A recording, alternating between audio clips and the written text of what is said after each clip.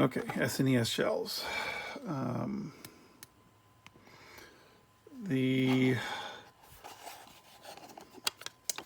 original SNES shells have a slightly larger opening for where the screw goes in. Also, the clear shells are more brittle than the gray ones. So you really need to be careful. Anyways, if you use an original SNES screw, of which I have a ton of them, then what you're going to do is you can use the original screws and they're fine. And I actually prefer the originals because the slightly larger screw grabs better. But so, and I've showed you this before about rotating backwards to hear the little, click or dent, to catch the right grooves. That's only when you have a shell where the grooves have already been created. So, using an original SNES screw, you run the risk of breaking it off when you're twisting it in because that hole is a little bit smaller than the SNES one, the original one. So when you're putting this in, you're going to feel tension. And the best thing to do is to just go in and then come back out. Go in a little bit more and come back out. Not all the way out, just until it kind of eases up, and then go in a little more and then back out. And so now if you do break a screw off, it's not the end of the world. You just have to get, most of the time you can just take there'll be, if you break it off, you just open up the shell. You should be able to get a pair of pliers and twist out the little stub that broke off. It should stick up a little bit. But if it doesn't, we'll just get you a new back. I mean, no big deal. So anyway, so you want to, see I already have started a groove, so I should be able to hear the dent. Yep. So there. So I'm going to screw this in a little bit more, and I'm going to back it back out. It's just this screw, it's happened before where it'll just shear off because I guess the SNES ones, the original ones, are maybe the metal is a little thinner. Anyways, but the way you can tell if you're all the way in or not is, if there's any gap or not. So I obviously have a little bit further to go. So I'm just going to kind of go in, come back out. Now, I think the screws that we send with the shells, they're just a slightly bit smaller, and I don't think you need to, require this much care. So anyways, but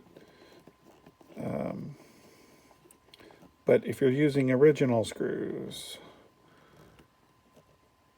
you want to just be a little more careful. I mean, it's giving me quite a bit of resistance, which it should. I mean, it's a bigger screw into a hole that's slightly smaller. And so, and it wouldn't be a bad idea to, make sure, clean off the whatever's on your screw threads and go back in. But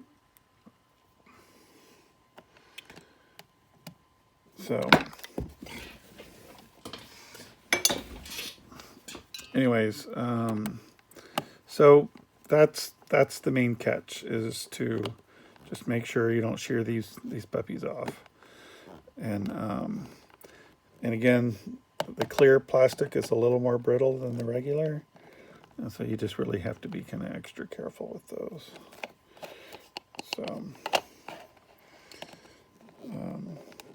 So really, putting screws in should be the absolutely last thing you do.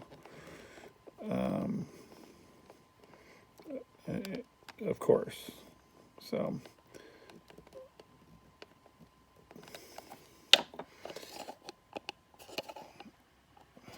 so there's just a hair difference. Just a little more. Yeah, so that's about as good as it's gonna get. So anyway, so that's just my main word of caution, is that when you're going in, and if it's giving you a lot of resistance, just back it out, go in again, just take it slow and easy. Don't charge ahead, you know, full twist. And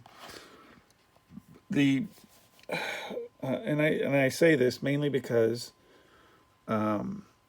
you may be getting original screws, or you may be getting reproduction ones. I don't know.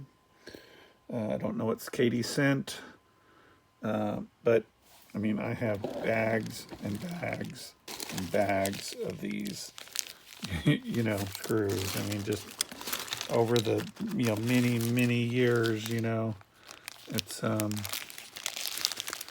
you know, I just saved them all. So yeah, there's another bag. So they're all over the place. But I like the thicker screws because it grabs really well. You just have to worry about, you know, twisting the thing in half.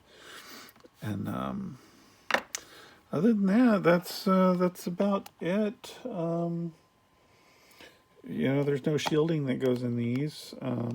So just I have a roll of backside stickers too. You know, we get them printed in these giant rolls. So, but well, that's it. I think I still need to send you a bunch of screws to put these things together. So if you you can, you know, do assembly and labels, and then just have them ready for the screws if you don't have some already. Here is one box of labels, and here's the other box of labels. So those will all be heading your way soon. Then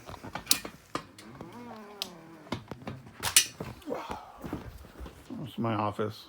Okay, these are all arcade boards.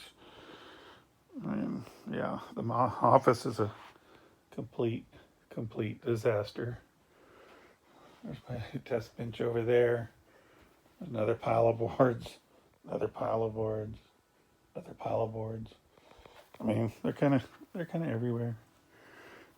So, but you know, we're kind of just backing out of this business. So I've got a bunch of these boards, you know, bringing them in and repairing them, making a mark, and then gonna sell them soon. Anyways, here's the black shells, the pink, the trans green. There's some blue ones in here too somewhere. So, so that's all kind of getting ready to send, and yeah. So this is where I kind of hibernate most days. So look at all these boards. I've gone through all these boards so far, and done repairs or tests, and you know, I've got this pile over here behind my chair. Those are the ones that I still need to work on. So, but yeah, it's, you know, 20, 30 years of being in the arcade business, and you kind of collect large amounts of circuit boards and all kinds of fun things. So anyways, that's it. Just here, I'll show you one board I'm working on.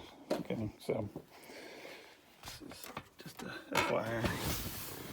So this is the motherboard to RoboCop, old arcade game. Anyways, so this chip here had all these little legs, like all smashed into each other, bent over, broken. And so I had to unmount this chip, bend the legs back into their proper positions, and then remount the chip.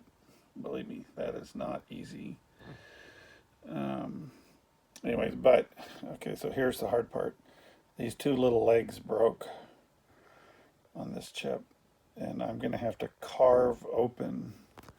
I'm going to actually have to, oops, I'm going to actually have to dremel this out, carve it open, and try and grab those two wires on the inside of the chip.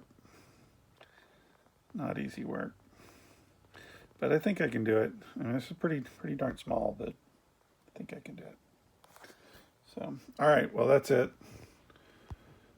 If you have any questions, please email me.